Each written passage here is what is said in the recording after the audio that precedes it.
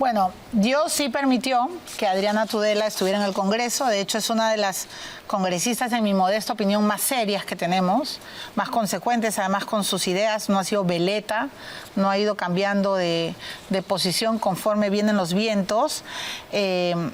La absoluta soberbia con la que Hurtado llamaba a no votar por Tudela fue impresionante, ¿no? Ella fue sabia, se lo he dicho ahora en el... antes de comenzar el programa, fue sabia porque no fue ni asistió a ninguna entrevista, ni menos se tomó una foto, ¿no? Algún día yo les contaré por qué acepté ir a las entrevistas con este señor, pero sí tengo que preguntarle. Congresista Tudela, buenas noches, bienvenida al programa. Gracias. ¿Qué piensa hoy de todo el caso Chibolín? Recuerdo cómo le atacó él. Recuerdo esos tiempos de campaña turbulentos. Hoy sabemos que él era el coach de Hernando de Soto. De hecho, hoy día me he enterado que cuando Hernando viene a este programa para que sea entrevistado en Amor y Fuego, él viene con Soto y el propio Hernando de Soto ha dicho que Chibolín era uno de los peruanos con un IQ impresionante, uno de los hombres más inteligentes que él ha podido conocer, lo cual me sorprende, sinceramente. Pero, ¿qué piensa hoy día usted de todo lo que estamos viendo en este caso tan vomitivo? Sí, bueno, creo que es evidente que tiene una red de corrupción terrible en distintas entidades del Estado.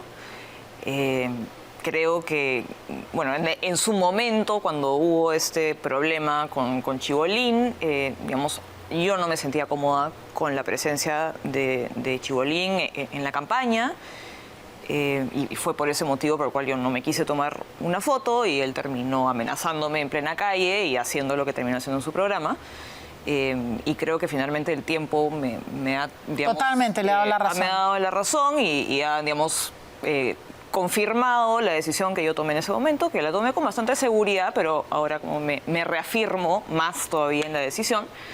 Pero evidentemente en ese momento no teníamos toda la información. Obvio, por supuesto. Por eso le digo que usted fue sabia e intuitiva. Sí, pero creo también que, digamos, juzgar lo que pasó hace 3 años con la información que tenemos hoy, tampoco no, creo usted que no sea conocía correcto. Nada de eso, por supuesto. Sí. Usted le dijo a Hernando de Soto, el otro día entrevisté a 2 congresistas de su bancada, el señor Cabero me contó cómo incluso Hernando de Soto les había pedido no ser una bancada oficialista, pero no ser críticos con Pedro Castillo y un largo etcétera. ¿Usted le recomendó a Hernando de Soto que Hurtado no fuera su coach, su asesor? ¿Recuerda esos tiempos? Sí, bueno, durante la campaña... Tampoco es que había muchísimas oportunidades para, digamos, estar evaluando un poco la campaña que hacía Hernando, porque, digamos, una cosa es la campaña de la plancha presidencial y otra cosa es la campaña que cada candidato al Congreso, digamos, puede llevar a cabo. Correcto. Sí hubo comentarios, ¿no? Digamos, un poco cuestionando la presencia de Andrés Hurtado en la campaña, pero no más que eso en ese momento. ¿Les pidió a Hernando de Soto que fueran casi oficialistas, que dejaran gobernar a Pedro Castillo? Bueno, creo que esa fue un poco la posición que adoptó Hernando de Soto una vez terminada la primera vuelta y de cara a la segunda vuelta se mantuvo en una posición, según él, neutral. Claro, él quería ser el zar, ¿no? Tuvo conversaciones con Castillo, no las tuvo con Keiko. Y sí, digamos, él, creo yo, esperaba que tuviéramos una actitud un poco más bondadosa frente al gobierno de Pedro Castillo. Eso evidentemente no sucedió. ¿Por qué cree que de Soto tomó esta posición? No lo sé, yo creo que estaba equivocado en la posición que tomó, sus motivos no los conozco. ¿Y qué va a pasar con Avanza País en estas próximas elecciones? Porque, por ejemplo, ayer he entrevistado al señor Carlos Añaños, que en algún momento Avanza País estuvo coqueteando con él. Él finalmente... Está inscrito en Avanza País. Correcto, y luego se va a Perú Moderno. Pero decanta todo y renuncia, ¿no? Y dice que él no puede hacer esta política llena de corrupción, que incluso se revela en muchos escándalos que hoy tiene el Parlamento, y no va, finalmente se retira de esa política activa, que va a ser política de otras maneras. Pero, ¿qué va a pasar con Avanza País? Sabemos que Philip Butters está en su partido, que se ha inscrito, pero hay voces que dicen que usted debería ser la candidata presidencial, que... Bueno, ya tiene edad, ¿verdad? ¿No? Usted es joven, ¿no? Pero ya podría ser candidata a la presidencia, ¿no es cierto? Mi intención es postular a la reelección parlamentaria. ¿No tiene la intención de ser candidata presidencial? No. ¿Quiere ir al Senado o quiere ir a la Cámara Baja? O sea, en principio a mí me gustaría ir a la Cámara de Diputados, Ya. porque creo que es la Cámara, digamos, que ejerce un rol de representación más directo, donde se presentan propuestas legislativas, mientras que la Cámara de Senadores tiene un rol más bien reflexivo, observador, pero, digamos, tampoco descarto ninguna de las dos alternativas, ¿no? Para mí lo ideal sería ir a la Cámara de Diputados. ¿Y por qué descarta con tanta rapidez una candidatura presidencial? Bueno, porque creo que ser presidente de este país es algo que hay que tomarse muy en serio. No es algo que uno pueda decidir de un momento para otro, digamos, a menos de 2 años de la elección, ¿no? Yo creo que si uno efectivamente está convencido de que quiere liderar este país, cosa que además es de altísimo riesgo, sobre todo viendo lo que ha pasado en los últimos años, tiene que hacerlo de manera realmente preparada y comprometida, ¿no? Entonces, eso no es algo que yo haya evaluado y nuevamente yo pienso postular a la reelección parlamentaria. Bueno, eso habla también de su seriedad, ¿no? Porque ahora cada hijo de vecino que quiere ser presidente es realmente aterrador, ¿no? Y mire la pesadilla que hemos vivido. Hoy día se cumplen... bueno, no digo un aniversario más, pero hoy día Martín Vizcarra ha hecho un video celebrando y diciendo que no se arrepiente, que cerrar el Congreso fue una de las mejores decisiones que ha tomado en su vida política y un largo etcétera. ¿Qué piensa hoy de ese cierre, congresista Bueno, Tudela? creo que fue nefasto. Creo que todo lo que ha venido después de ese cierre del Congreso ha terminado por deteriorar la política al punto en el que vemos hoy en día. Y finalmente creo que el hecho de que se celebre una cosa así, sobre todo cuando simplemente se cerró el Congreso para concentrar poder por el poder, porque ¿qué hizo de bueno Martín Vizcarra? Absolutamente nada. Lo único que hizo fue impulsar una reforma política que ha terminado en una podredumbre absoluta. Y creo que finalmente, digamos, cómo se han desenvuelto los sucesos luego del cierre del Congreso hablan por sí solos. Bueno, una reforma política que nos va a llevar a tener no sabemos cuántos candidatos, si 30 o 40. Así es. ¿No?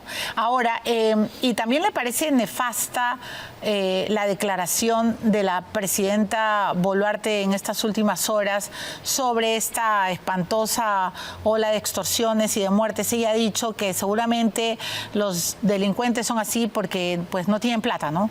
Y a mí me ha parecido una ofensa terrible a las personas que no tienen trabajo, que no tienen dinero, porque catalogar de que alguien roba simplemente porque no tiene plata es desnuda, ¿no? Su código de ética y su código de valores. ¿Qué piensa usted del rol que está cumpliendo hoy Boluarte en esta lucha contra la inseguridad y de sus últimas declaraciones? Bueno, creo que está cumpliendo un rol absolutamente indolente y además muestra una falta de sentido de la realidad que a mí muchas veces me asusta.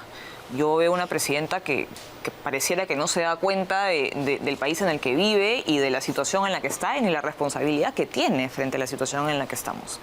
Entonces, cuando hablamos del tema de la inseguridad ciudadana, a mí la verdad me preocupa mucho que lo único a lo cual ha podido llegar el Ejecutivo como una solución a lo que estamos viviendo es declarar un estado de emergencia. Como si el estado de emergencia fuera a solucionar un problema de crimen organizado. Sobre todo cuando ya se han dictado estados de emergencia iguales hace menos de un año o hace un año, en los mismos distritos en donde se ha declarado el estado de emergencia estos días, y que yo sepa no han habido mayores resultados. Entonces yo no veo cómo sacar a las Fuerzas Armadas a las calles nos va a ayudar a resolver un problema que en el fondo se resuelva fundamentalmente con inteligencia. ¿No?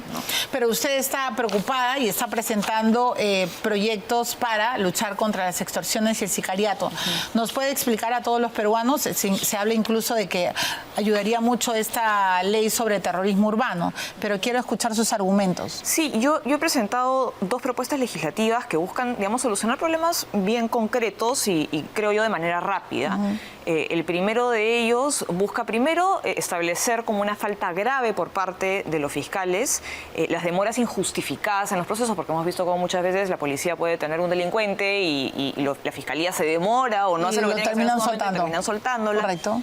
Y también se establece como una falta grave que los fiscales acusen a policías que abaten a delincuentes en ejercicio de sus funciones o a personas que hacen lo mismo en ejercicio de la legítima defensa. Que parece muchas veces que los fiscales están más preocupados en defender los derechos de los delincuentes que de los ciudadanos y los policías.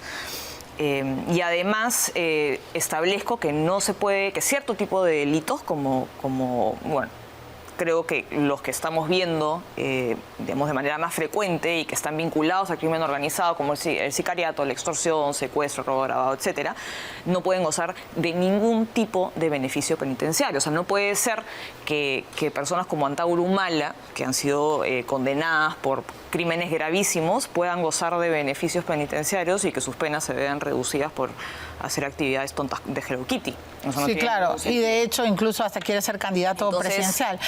Se prohíben los beneficios penitenciarios por completo y además las personas que son sentenciadas en primera instancia por ese tipo de delitos tienen que cumplir sus condenas desde la primera instancia en penales de máxima seguridad, como podrían ser Chayapalca o Ancón 1. Y por otro lado, también he presentado una propuesta que busca ya atacar específicamente el problema de la extorsión. Y lo que establece es que tanto las entidades financieras como las empresas de telecomunicaciones puedan bloquear a pedido de la policía aquellos números, aquellas líneas y aquellas cuentas que estén vinculadas a denuncias de extorsión y también que sean las propias empresas de telecomunicaciones las que bloqueen la señal en el perímetro de los establecimientos penales, porque ya hemos visto cómo se nos promete muchas veces que se van a comprar bloqueadores de señal que nunca se compran, o si se compran no se instalan, y si se instalan no funcionan. Entonces creo que una solución, digamos, que puede resolver de manera mucho más inmediata este problema es que sean las propias empresas de telefonía las que bloqueen la señal en las zonas en donde hay penales. Bueno, muy bien. Adriana Tudela es miembro de la Comisión de Defensa. Además, ella, como ustedes lo acaban de escuchar, ha pedido, bueno, ha presentado estos proyectos donde primero los delincuentes violentos no van a tener beneficios, deberían de ser recluidos en Chayapalca o en cárceles de máxima seguridad, las sanciones para los fiscales, ¿no es cierto? Tercero, que finalmente se logre bloquear las comunicaciones desde los penales. ¿Por qué cree que la policía está fracasando? ¿Por qué cree que, a pesar de los anuncios del ministro del Interior y de sus intenciones por dar una solución, hoy día había una redada en las afueras de los centros penitenciarios, no logra éxito? ¿Qué cree que está ocurriendo? Bueno, principalmente creo que hay una falta de liderazgo político desde el Ejecutivo, porque finalmente la policía responde al Poder Ejecutivo y tiene que haber un liderazgo por parte del gobierno que yo no estoy viendo, yo no veo una estrategia clara y pensada por parte del Ejecutivo. Creo que la policía también tiene serias limitaciones presupuestarias, no hay suficientes policías, las escuelas de policía no tienen los suficientes recursos para poder formar y tener, digamos, ofertar la cantidad de vacantes que se debería tener para la cantidad de poblaciones que tenemos.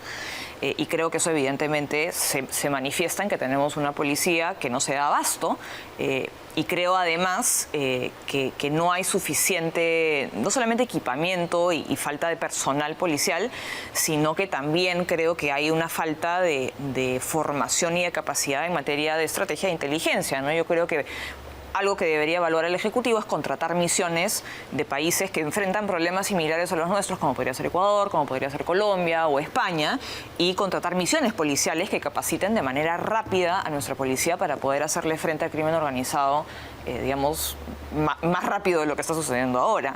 Creo que eso es algo que se podría evaluar, ¿no? Y bueno, y tenemos un poco el problema del control del delito, tenemos una policía que lamentablemente no se da abasto.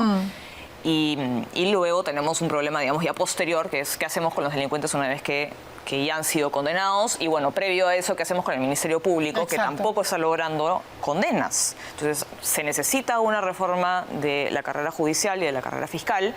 Esas son medidas, evidentemente, ya más de mediano y largo plazo. Y luego necesitamos más penales. No hay suficientes establecimientos penitenciarios. Hay más o menos 65 a nivel nacional, solamente 2 de máxima seguridad, que es Chayapalca y Ancón 1. Pero esas fueron las promesas de Dina y mire, no pasó nada. Y se nos promete construcción de nuevos penales, pero no sé, digamos, en qué estado se encuentran. Nos han prometido para el 2026, pero yo creo que también se deberían poder evaluar alternativas más rápidas, como por ejemplo de repente firmar convenios con los institutos de ingeniería de las Fuerzas Armadas, de la Marina, del Ejército. Durante la pandemia, el CIMA, que es el Instituto de Ingeniería de la Marina, se construyeron hospitales modulares en cuestión de semanas. Yo no veo por qué no se podría hacer lo mismo para construir penales alejados de las zonas urbanas, Correcto. incluso penales de máxima seguridad, en un tiempo bastante más reducido de lo que nos tomaría en este momento hacer una licitación pública, concurso público. Imagínate tú, eso puede tomar años. Correcto, yo le agradezco porque usted es una de las pocas congresistas que está levantando la voz y proponiendo iniciativas legislativas para tratar de parar eso, ¿no? Porque finalmente afecta a todos. El derecho a la vida es uno de los derechos consagrados en nuestra Constitución y creo que la presidenta está, como usted dice, en la nebulosa en lugar de estar liderando todo esto. Muchas gracias, congresista Tudela. Bienvenida siempre. Entonces, ya sabemos que Adriana Tudela no va a ser candidata presidencial, como lo decían algunos, y que en Avanza País aparentemente el cielo está parejo, aunque se hayan retirado varios, ¿no? Se ha ido Patricia Chirinos, se ha ido Carlos Bruce, en fin, hay como una fuga de, no voy a decir de pollitos, pero algo está pasando en su partido. Bueno, yo creo que evidentemente, digamos, han habido renuncias, han habido ciertas decisiones que han generado de repente diferencias, pero yo creo que es importantísimo que no solamente desde Avanza País, sino desde todos los partidos que nos agrupamos a la derecha del espectro político, estemos en la capacidad de plantear una alternativa que evite en cierta medida la fragmentación del voto, ¿no? Bueno, muy bien, han escuchado a Adriana Tudela. Ahora vamos a ir a la pausa y vamos a escuchar a Rafael Belaúnde Llosa, que también en Twitter es uno de los líderes políticos que está sosteniendo que la presidenta está francamente en el camino incorrecto. Él es el líder de un nuevo partido, va a ser de hecho candidato presidencial por Libertad Popular y vamos a ver si él va a querer aglutinar o no. Así que después de la pausa viene Rafael Belaúnde Llosa.